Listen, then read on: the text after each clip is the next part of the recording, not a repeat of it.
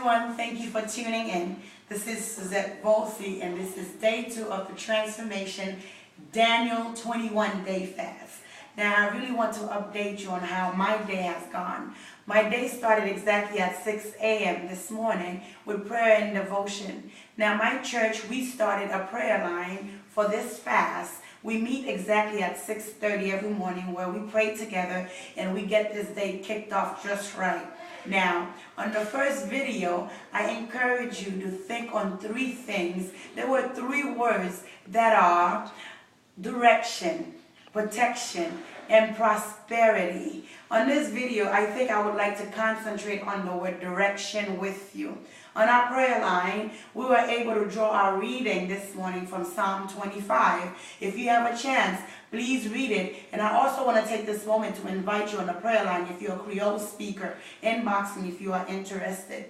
Now, this is what I feel like God was saying to me as I meditated throughout the day. We live in a generation where people want everything drive-through or microwave, don't want to study and want good grades. Remember this. Results do not come without a formula. Anything good we want in life has a process. A formula wasn't just something that was taught to us in school or in grade school just for our well-being. But however, it was the beginning of a process for us to prepare us for life in general. Now, you have to go through it to get to it. I know it sounds like a cliche. It's not a cliche. In reality, if you want to get there, you have to go through this. So you have to go through it to get to it. Now, there are mainly 2 groups of people who need direction. Those who need to get somewhere, make a decision.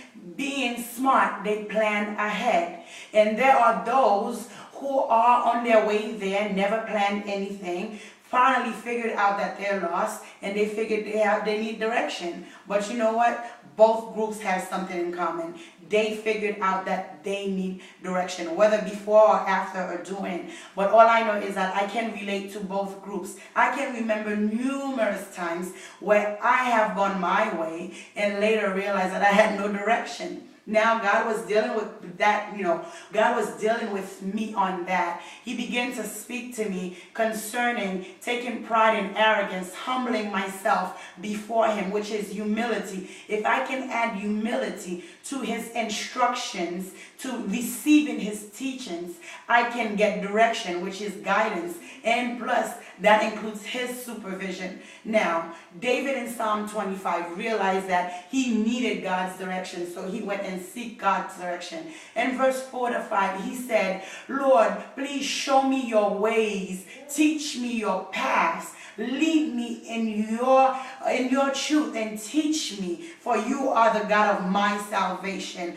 We have to come to a point where we do realize that our God of salvation can teach us and he can straighten our paths. Later on in that verse 9 and 10, it says, the humble he guides in justice, and the humble he teaches his way. The humble is referring to us. He is referring to God. When we humble ourselves, he is more than ready to really guide us and teach us his way. If you want to make it to your destination safely in a timely manner, let him know exactly where you're at. You might be the person who planned ahead. You might be the person who got lost in between or in the middle of it. But if you can just stop for one moment and say, God, this is where I'm at, he is more than ready to come and lead you and take you where you need to be. God doesn't want you to be lost. He wants to direct you. Now, and he's equipped you with a charged GPS. All you have to do is use it. Do not let the roadblocks of discouragement, regrets, depression, laziness, I'm not going to make it, I'm getting old, it's too hard, I'm broke, all the eyes, I am alone. Do not let these things keep you away from God's direction. You are not alone because he is the one who goes before you. He will be with you. He will not leave you nor forsake you. So do not fear nor be dismayed. Those are the words of Deuteronomy chapter 31 verse 8. Now listen up.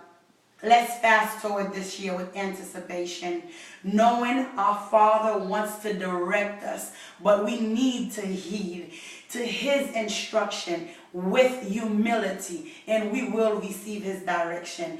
Now, you know what? It was nice chatting with you. Do not forget to, really go onto our blog, hopeoutreach.blogspot.com, or you can go to www.reachwithhope.org and click on the blog link.